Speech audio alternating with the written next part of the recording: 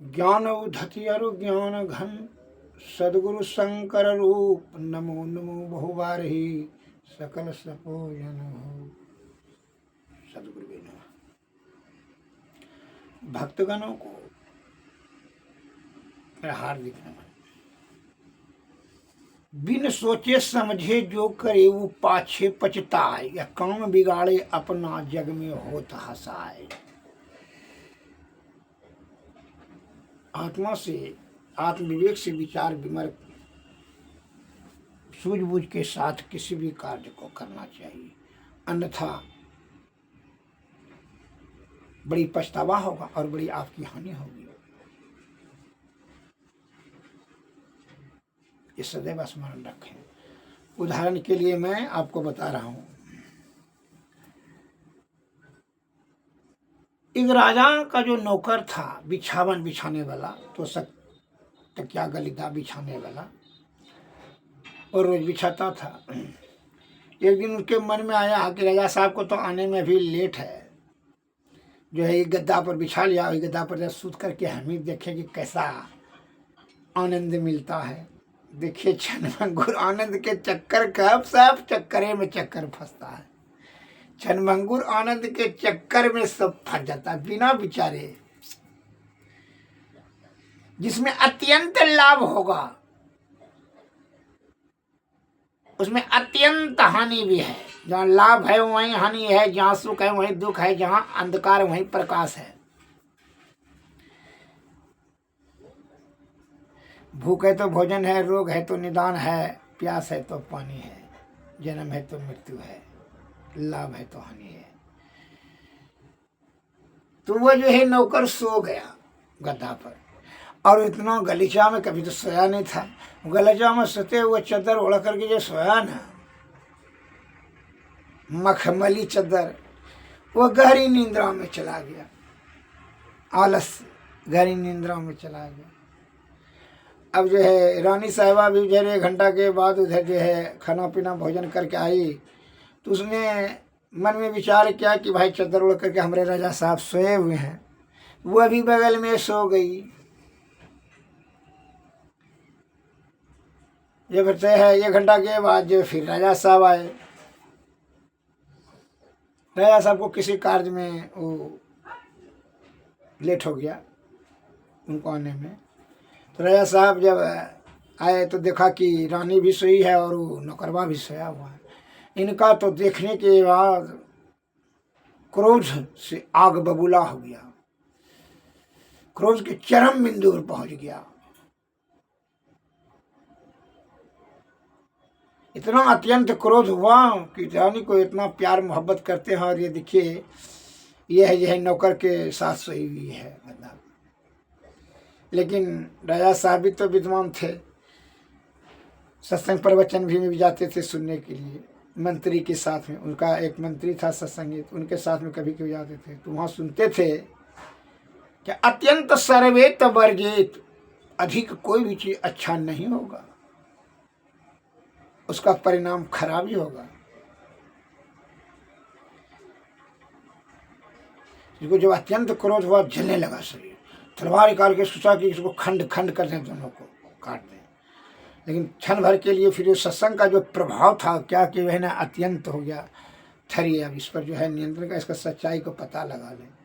तो वो सत्संगी जो था मंत्री साहब, उनको बुलाया, मंत्री साहब आइए, उधर ले जा करके राजमहल चलिए भीतर। राज दरबार से बुला के लाए, जो इनके साथ में सत्संग भजन सुनने ले जाते थे। क्योंकि देखिए ईरानी की देखिए लक्षण, नौकरवा का लक्षण देखिए। इसको तो हम खंड खंड कर देना चाहते, तलवार से काट देना चाहते दोनों को, लेकिन हम सोचेंगे नहीं, पहले आपको जो है ना, आप सत्संग का बड़ी महिमा करते हैं, सोचेंगे अत्यंत सर्वेत वर्जित, बिना सोचे समझे जो करे सुने सत्संग में, इसलिए उन्हीं का बात को अमल करें। बिना सोचे समझे जो करे पाछे पछताए, काम बिगाड़े अपना जग में होत हसाए। यही बात को हमको दिमाग में घुर रहा है, इसलिए हम इसको भी काट कर मारे नहीं हैं, नहीं तो इसको मार देते हैं।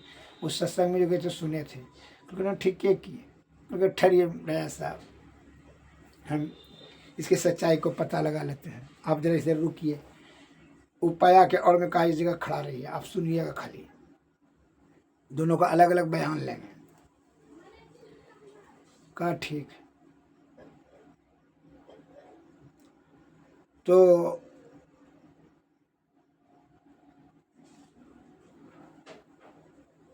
उन नौकरवा को उठा करके, केवल नौकरवा को चद्दर उघार के, चद्दर को ओढ़ के सोया था, उसको उठा करके उठता उठो उठो।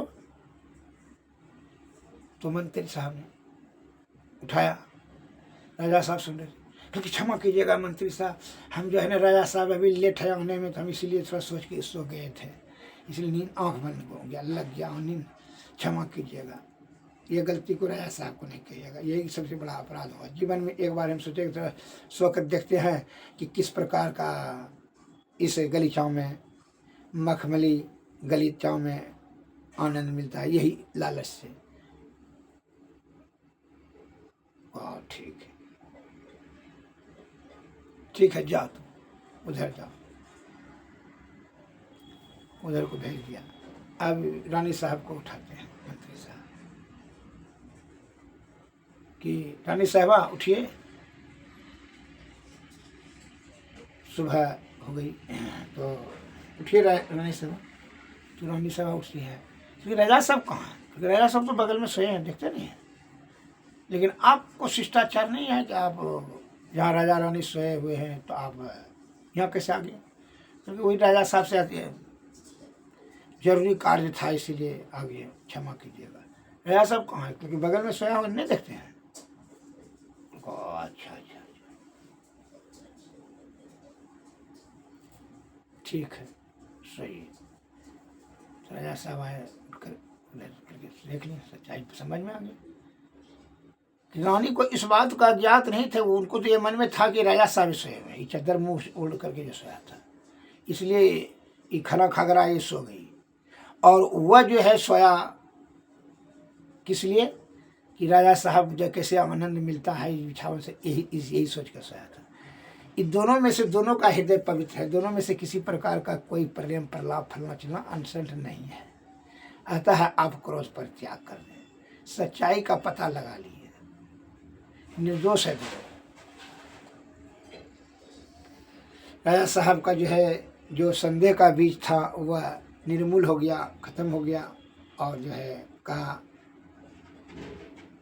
मंत्री साहब आज सत्संग के प्रभाव से हम हत्या करने से बच गए, नहीं तो यह हत्या का पाप हमको लग जाता।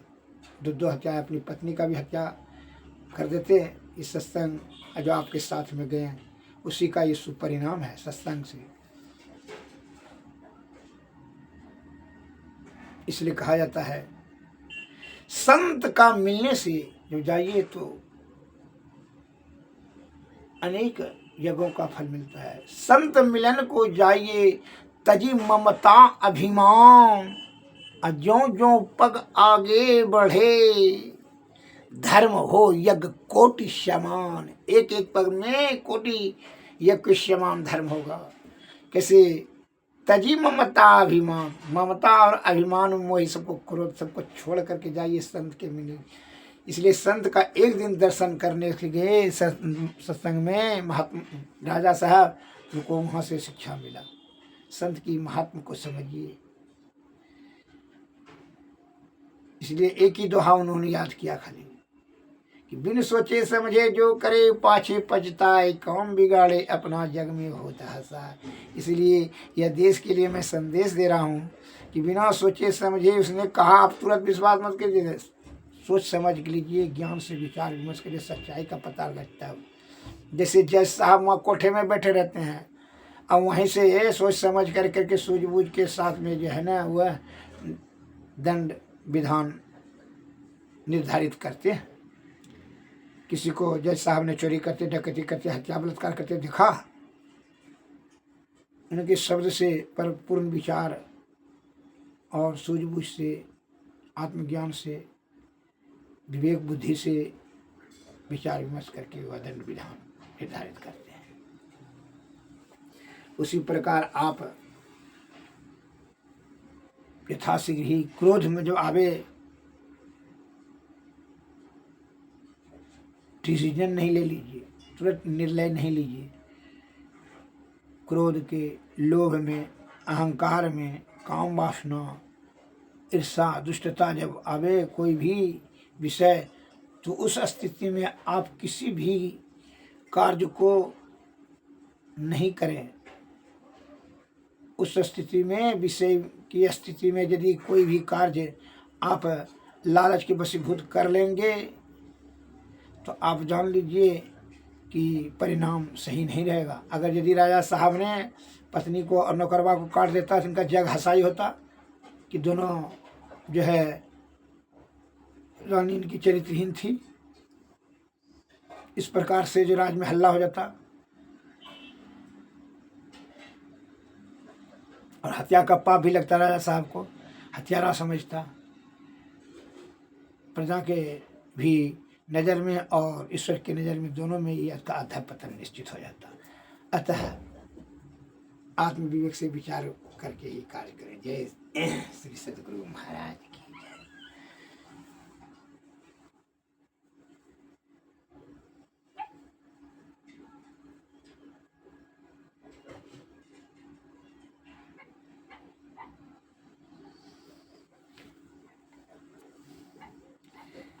तो संत के प्रांगण में जाएंगे तभी सुख और परम सुख की प्राप्ति होगी। लौकिक और अलौकिक सुख शांति प्राप्त करना समृद्धि चाहते हैं तो संत के शरण में जाएं।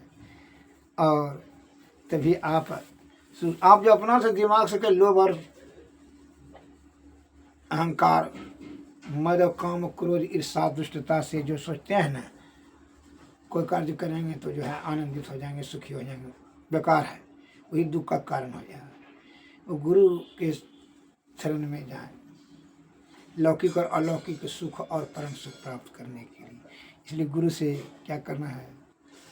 सतगुरु सेवत, गुरु को सेवत, सकल दुख जीला रे।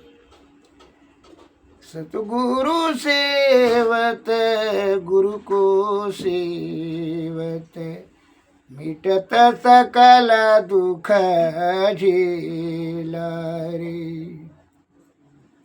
यह दुनिया दिन चारि बसेरा, यहाँ ना मेरा तेरा रे। मेरा तेरा दो यम के हाथे, पकड़ी पकड़ी जिन घेरा रे। यह दुनिया बंदी गृह यम के, जीव बंदी रहे घेरा रे। सतगुरु गुरु बिन ना कोई कबहू, जो जोड़े यम तोड़े यम घेरा रे। सतगुरु गुरु बिन ना कोई कबहू, जो तोड़े यम घेरा रे।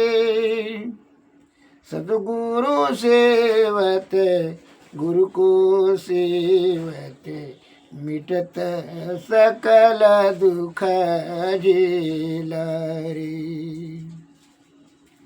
याते उठो सतगुरु गुरु हेरो, सेव करो बहु तेरा रे।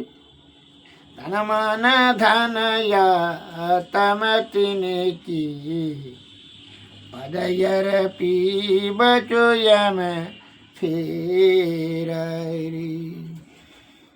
जागृत जिंदा सद्गुरु जग में, सब जिनको कर जोड़ा रे। बाबा सतगुरु देवी साहब,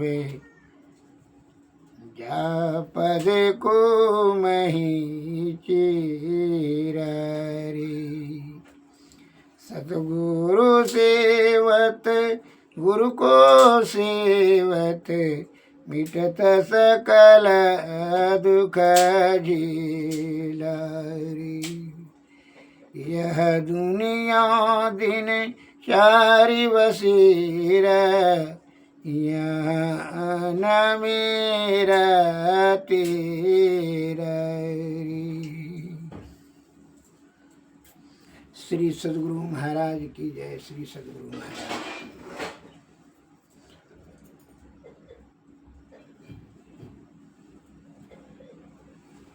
अब आरती कीजिए।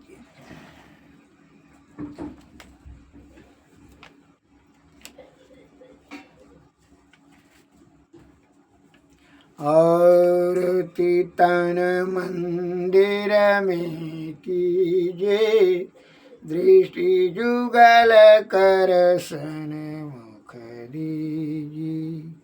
चमक बिंदु सूक्ष्म यति उज्जवल ब्रह्म ज्योति अनुपम लख लीजिए। जगमग जगमग रूप ब्रह्मांडा निरखी निरखी ज्योति तज दीजिए। शब्द सूरत व्यास सरल तर करि करि सार शब्द गही लीजिए। ऐसी जुगति काया गढ़ त्यागी भव भ्रम भेद सकल मल छीजी। भव खंडन यारति यह निर्मल करि मेहि अमृत रस पीजी। आरती तन मंदिर में कीजिए दृष्टि जुगल कर सन मुख दीजिए। श्री सद्गुरु महाराज की जय। श्री सद्गुरु महाराज की जय। सद्गुरुवे नमः। सद्गुरुवे नमः। जय हिंद, जय भारत। नमस्कार।